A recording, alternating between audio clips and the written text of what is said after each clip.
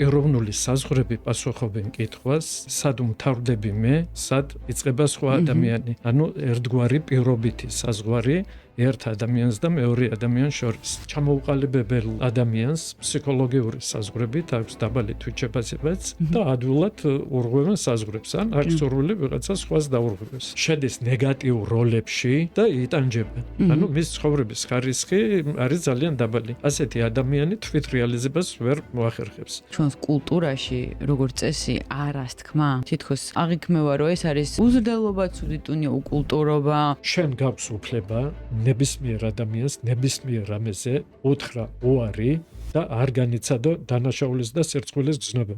გაქვს ამის უფლება.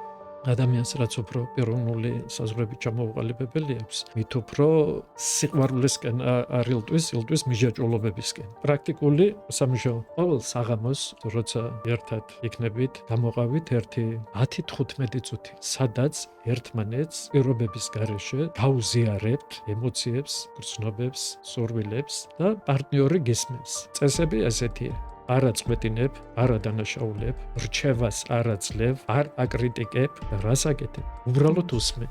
ამ კომპონენტებს თუ დაარღვევ, მაშინ განპირობებულია იქნება მიჯაჭვულობა ძალიან გავს სიყვარულს. მით უმეტეს პირველ სტადიაზე და ამიტომ უჭირთ ადამიანებს განსხვავება. აი ასეთ კითხვას უსვამ შენ თავს. ესეთია, ეს მატყო არა, აფერისტი, გიყენებს და ეგოცენტრულია. ის თუ არ შეიცვლება არასდროს, გემდომება თუ არა მასთან ცხოვრება. თუ იტყვი, კი,